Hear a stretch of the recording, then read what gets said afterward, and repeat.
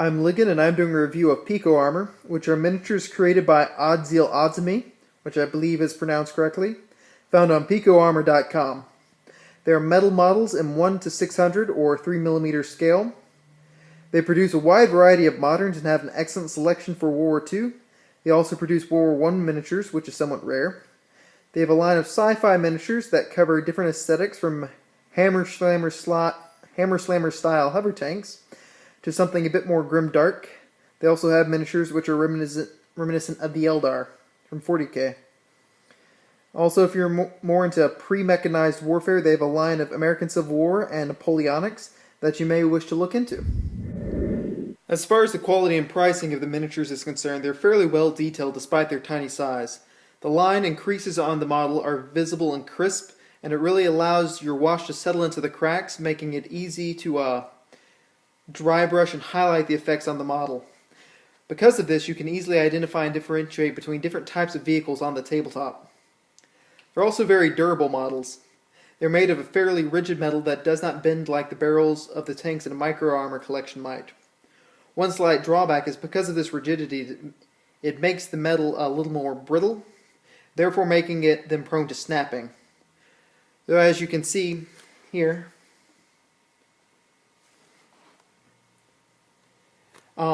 it's not that bad if it does happen to snap.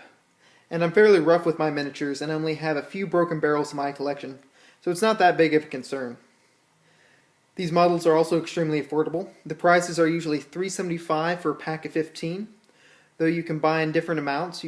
Usually it's one miniature for 80 cents, 3 miniatures for $2.10, and 5 miniatures for $3. And most of their products follow the same pricing scale. Aircraft and some special pieces are the exception. When they arrive, they'll come in a small white box like this. And inside that box, you'll have little bags of your miniatures stapled onto a card that explains what's all inside the bag.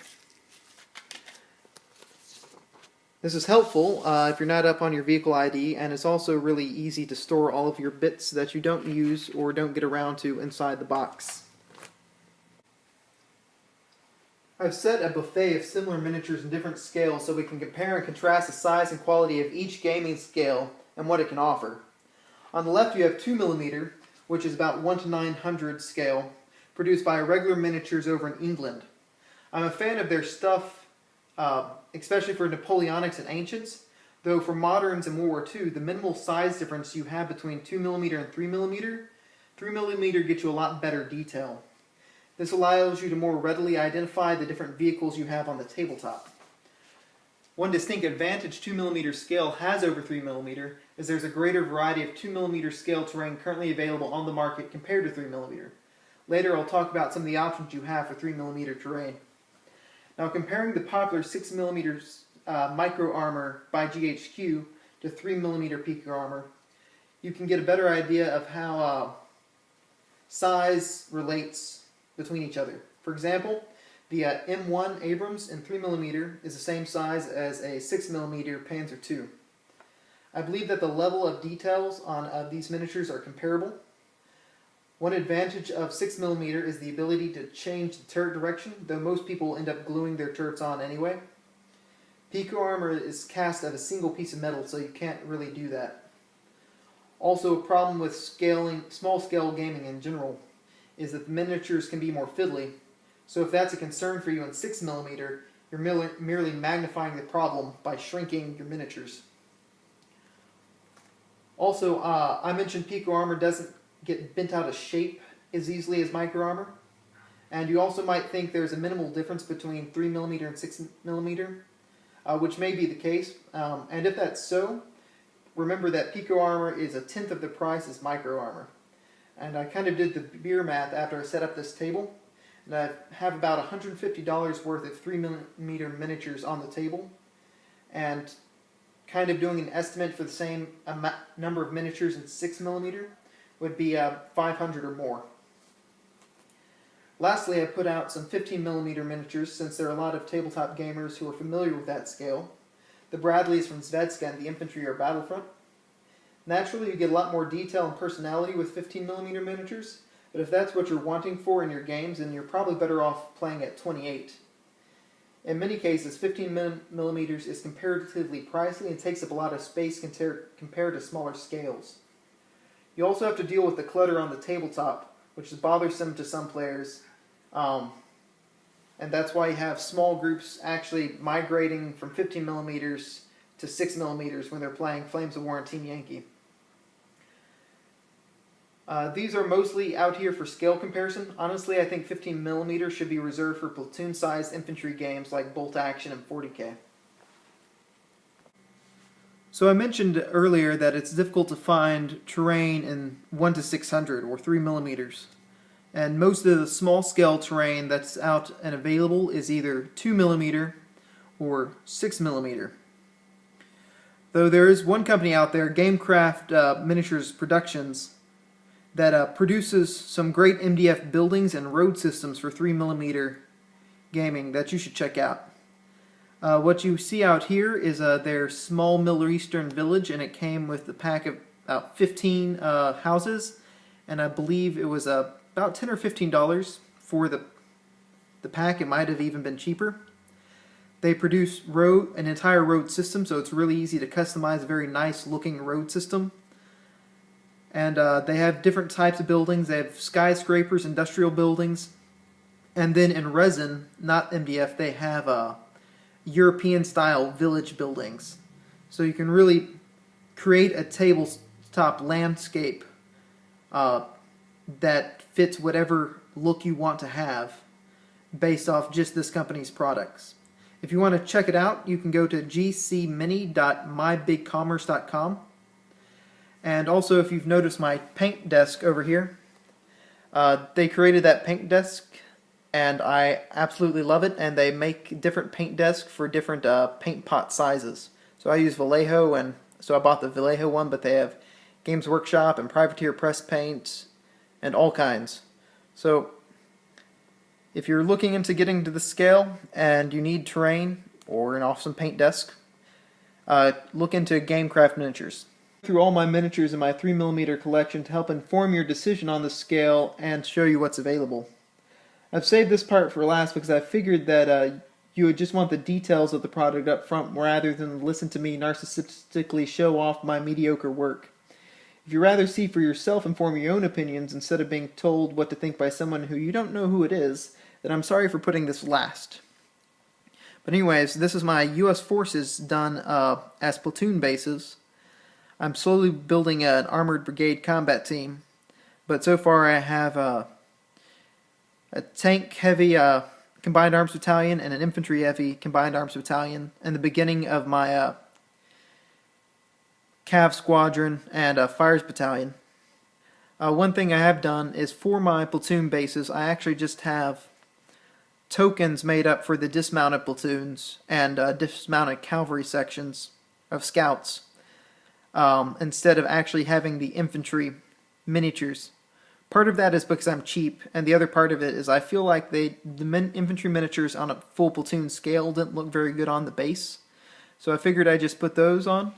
And also, it's fairly easy to show that the miniatures are mounted by simply placing the dismounted platoon under the Bradleys. Moving on to the aviation. Here I have a company of Apaches and 2 A-10s. These are based with the small flight bases from Litco. One thing you might want to consider if you get any flight bases is if your game requires you to show what elevation you're playing at, to get one to where you can change elevation or has a little dice cup at the bottom so you can annotate what elevation your craft is at. But I think these small ones look fairly nicely. When I first got them, I actually put them on the old flight bases for Crimson Skies, but they're too bulky in comparative size with the A-10, so I got these and I like how they ended up. Then also for my U.S. forces that are individually based for moderns, I have these. These are on the lipped 15mm bases I told you about. As you see, each platoon has their own color associated with it. So for the tank platoon here, I have or tank company here of red, white, and blue platoon, and all the headquarters elements and enabler elements attached will tend to have the black ring around it. And the other thing that's nice is with the lipped base, you can actually put the call signs on the vehicles, as I have here, so you can actually track the condition of each vehicle or crew if your game requires that. And it can give you an extra level of detail. Here I have my mechanized infantry company that is mostly finished. Both of these I have given an FSO in a Bradley. But I still need the dismounts in 3rd Platoon to finish up this one. And then of course I have the Cav troop. These are the Humvees I have. I bought them, and I also have the leftover dismounts, but I haven't really figured out what to do with them yet. And for fighting on Throwback Thursday, here are my 1980s Cold War U.S. forces. And so I have the M1 tanks, done with the old NATO camouflage with some M113s and their mechanized infantry dismounts behind them.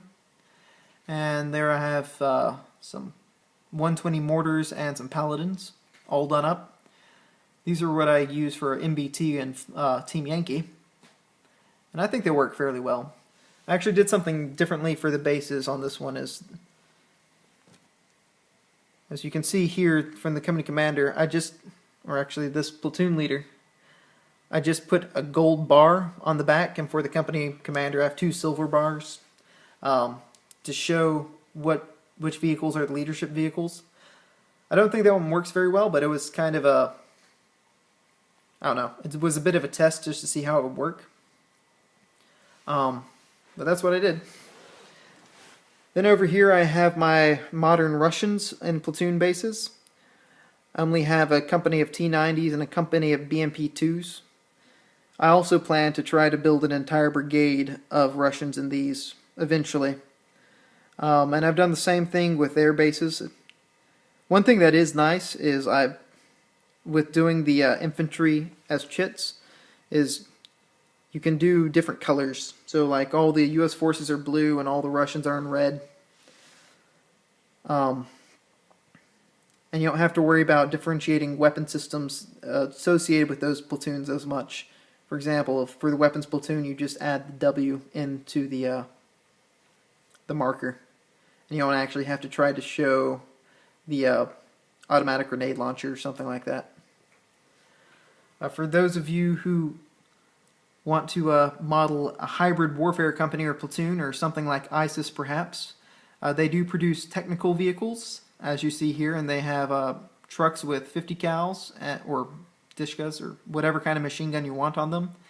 And then they have trucks with recoilless rifles on them. And these paint up pretty decently in different colors, to include pink, as you see. Might as well fight fabulously. And then, in addition to that, here are my individually based Soviets.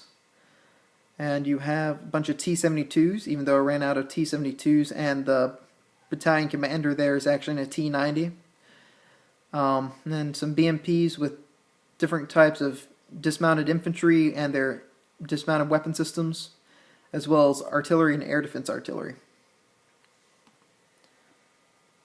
And here's kind of a once-over again.